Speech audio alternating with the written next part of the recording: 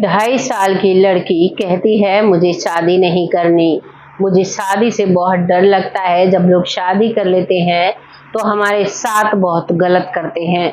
इस बात को सुनकर घर वाले बहुत हैरान और परेशान होते हैं कि ये बच्ची इतनी शादी से क्यों डरती है और एक 2.5 साल की बच्ची को कैसे पता कि शादी होती है, दूसरे घर जाना होता है।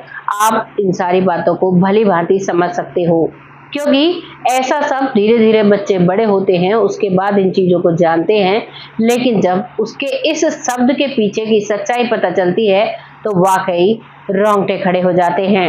आज की जो कहानी मैं आपके सामने लेकर आई हूँ, ये आपको सोचने पर मजबूर कर देगी। वैसे तो हमारे देश में बहुत सारे क्राइम हो रहे हैं, बहुत सी महिलाएं पुरुषों को परेशान रखती हैं, बहुत से पुरुष महिलाओं को परेशान करते हैं। लेकिन पहले दौर में ऐसा होता था कि महिलाएं ही प्रताड़ित हुआ करती थी, पुरुष जो है वो बहुत कम रेशो प्रताड़ित होते थे। लेकिन आज बहुत ज्यादा स्तर पर जो पुरुष हैं वो प्रताड़ित हो रहे हैं महिलाओं के द्वारा। अब इस कहानी को सुनकर बहुत सी मेरी बहनें हैं जिनको बुरा लगेगा, लेकिन मैं ये उन सभी के लिए, किसी के भी लिए ये चीजें नहीं कह रही। मैं सिर्फ ये जिस कहानी को मैं लेकर आई हूँ, इस कहानी के बारे में आप सबके साथ बातें कुछ साझा कर रही हूँ। तो चलिए रुख करते हैं कहानी की तरफ। नमस्कार, मैं महक चौधरी आज आपके सामने फिर से पुनर्जन्म की सच्ची कहानी लेकर आई हूँ। आज की कहानी में जगह बदल दी गई है, नाम बदल दिया गया है, क्योंकि ये कहानी सच्ची है और ऐसी बातों को, चीजें ज्यादातर लोग बाहर नहीं लाना चाहते। कहानी शुरू होती है 1962 से। 1962 में एक लड़की जिसका नाम होता है कविता, और वो एक बहुत ही मध्यम वर्गीय परिवार में जन्मी होती है। धीरे धीरे बड़ी होती है और 1962 का समय आप समझ सकते हो। उस समय ना तो सोशल मीडिया था, बस तार या चिट्ठी जाया करती थी। लोग बस ऐसी चीजों को, वो भी बहुत कम रेशों पर जाना करते थे। ज्यादातर लोग अनपढ़ रहा करते थे उस समय में, बहुत कम रेशो पढ़ा करता था। अब एक छोटा सा मध्यम वर्गीय परिवार है, उसमें एक लड़की है कविता, और वो बहुत ही सुंदर है। धीरे धीरे वो बड़ी हो रही है। बड़ी होने के साथ साथ गांव का ही एक लड़का कपिल उससे प्यार करने लगता है, लेकिन वो लड़की को नहीं बताता है। एक तरफा प्यार था। लड़की सुंदर है, लड़की बड़ी हो जाती है और अब उसके घर वाले उसकी शादी के लिए तैयारी करने लगते हैं।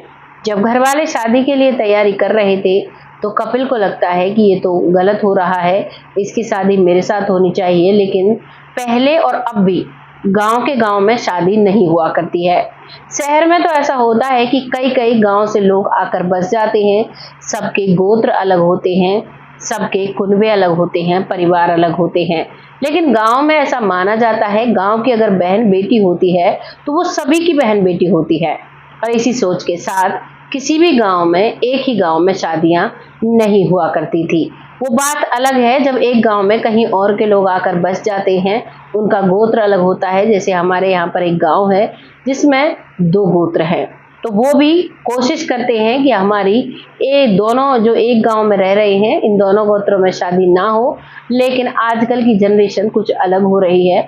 बहुत से ऐसे काम हैं जो बड़े बूढ़ों की मर्जी के खिलाफ हो जाते हैं, और हो भी जाते हैं, लेकिन बुजुर्ग लोग नहीं चाहते। जो नजदीकी गांव होते हैं, नजदीकी गांव में भी पहले शादी नहीं हुआ करती थी, लेकिन आज तो बहुत सारी ऐसी चीजें हो रही हैं जिनके बारे में पहले बुजुर्ग सोच भी नहीं सकते थे। खैर छोड़िए, ये तो हुई जमाने की बात। अब रुक करते हैं कहानी पर। कहानी में ये लड़की जो कविता होती है, इसकी शादी हो जाती है और कपिल किसी से कुछ भी नहीं कहता है। वो बेइंतहा कविता से प्यार किया करता, लेकिन आपसी प्यार की वजह से, मतलब वो उससे एक तरफा प्यार करता था। उसे ये डर था कि कहीं कविता को बुरा लग जाए, या वो मुझसे प्यार ही नहीं करती, या परिवार में क्या कोई गलत मतलब लगाएगा, इसीलिए वो इस बात को किसी के भी साथ साझा नहीं करता है। लेकिन वो उससे मन ही मन प्यार करता है और कविता अपने ससुराल जाने लगती है। कविता की उम्र उस समय 16 साल थी और 16 साल की उम्र में उसकी शादी कर दी जाती है। शादी के बाद वो अपने ससुराल में बहुत हंसी खुशी रहती है, लेकिन कुछ दिनों से वो परेशान रहने लगी, वो बीमार रहने लगी, और उसकी बीमारी का कारण उसके माता पिता भी पता नहीं लगा पाते हैं। दरअसल जो लड़का कपिल था वो उसके ससुराल जाता है और ऐसे ही किसी पड़ोसी के यहाँ रुकता है और उसके बारे में पता लगाता है कि ये अब इतनी उदास क्यों रहती है।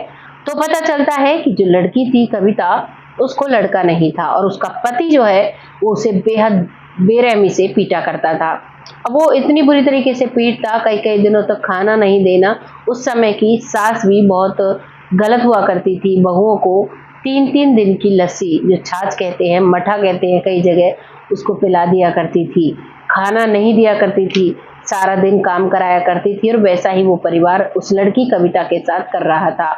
उसको 3 बेटियां हो चुकी थी और वो उसको बेटा नहीं हुआ था। बस इसी बात का तंज उसके परिवार वाले कसा करते, उससे बात बात पर ये ताने उसको दिया करते और वो इन्हीं चीजों को सोच सोच कर पागल हो जाती है।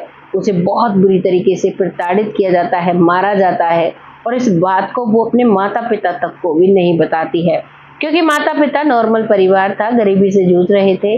उससे अलग उसकी एक और बहन थी। अगर ये बातें वो वहाँ कहती तो शायद बहन की रास्ता नहीं होता, और अगर वो वापस घर पर आकर बैठ जाती तो लोग कहते कि बड़ी बहन तो घर नहीं बसा सकी, ये क्या खा घर बसाएगी।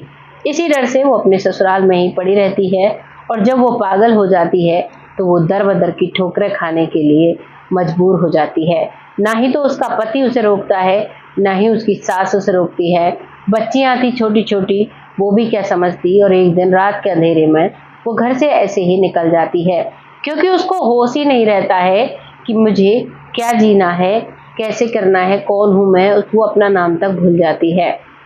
और ये सारी कहानी वो लड़का जानता है, क्योंकि जब वो पहले कलेश घर में होता था तब वो जानकर आया। अब उसकी पूरी निगाह उस लड़की के घर पर थी और वो समझ जाता है। वो वहां से निकल जाती है और फिर हार थक कर कपिल भी उससे चुप हो जाता है, उसके बारे में सोचना बंद कर देता है और वो एक दिन रोड पर मरी हुई मिलती है। यानी कि वो उसका जीवन वहीं पर समाप्त हो जाता है। इतना बुरा उसके साथ होता है। अब आते हैं जो मैंने शुरुआत में बोली, एक लड़की जिसका नाम सिप्रा रखा जाता है। वो अपने माता पिता की इकलौती संतान होती है और उसके करीबन 10 साल बाद वो जन्म लेती है, जब वो मर चुकी थी। यानी कि वो 1962 में इस दुनिया से जा चुकी थी। अब वो जन्म लेती है, वही उसी का पुनर्जन्म है, उसे वही समय याद है। बस फर्क इतना है, अब की बार उसका मानसिक संतुलन ठीक है, लेकिन उससे पति की ये मार और उसे ससुराल का जो एक टॉर्चर था वो बखूबी याद था। वो डर जाया करती, सहम जाया करती, कोने में खड़ी हो जाया करती और कहा करती, माँ मैं ससुराल नहीं जाऊंगी, ससुराल में बहुत बुरा करते हैं लड़कियों के साथ, लड़कियों को मार देते हैं, लड़कियों को खाना नहीं देते। वो इतनी गहराई से अपनी माँ को बताती तो उसकी आंखों में, उसकी माँ की आंखों में भी आंसू आ जाया करते, साथ ही साथ सिप्रा भी रोने लग जाती। वो ऐसे ही बताते बताते धीरे धीरे वो बड़ी होती है। वो अपने ससुराल का नाम भी बताती है, वो अपने पति का भी नाम बताती है और वो परिवार वाले उसके ससुराल भी जाते हैं और उस पति का भी पता लगाते हैं। लेकिन वो बात अलग है कि वो वहां पर कोई भी ऑब्जेक्शन नहीं उठाते हैं, क्योंकि ये जो पर्दाफाश हुआ ये पुनर्जन्म को लेकर हुआ। और अब तो वो काफी उम्र उनकी ढल चुकी थी, क्योंकि ये बच्ची जब 2.5 साल की होती है और 10 साल बाद जन्म होता है तो लगभग 12-13 साल उस वाक्यांश को बीत चुके थे। 12-13 साल में इंसान काफी बदल जाता है और अब वो उस सब चीज का पता निकाल कर वापस आ जाते हैं और अपनी बच्ची को अच्छी परवरिश देने लगते हैं। वो सारी कहानी बताती है और वो कहती है कि वो लड़का कपिल वो उससे प्यार करता था, लेकिन हम एक ही परिवार, एक ही गांव के लोग थे, तो हम आपस में शादी नहीं कर सके। उसे भी पता था।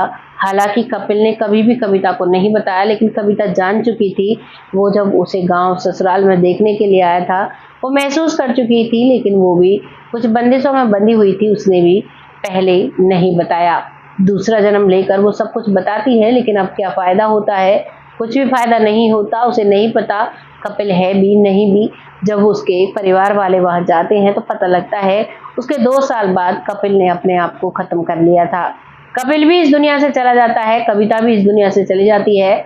दूसरा जन्म लेकर कविता सिप्रा के रूप में आ जाती है, लेकिन अब ना तो कपिल है और ना ही उसके ऊपर वो टॉर्चर है।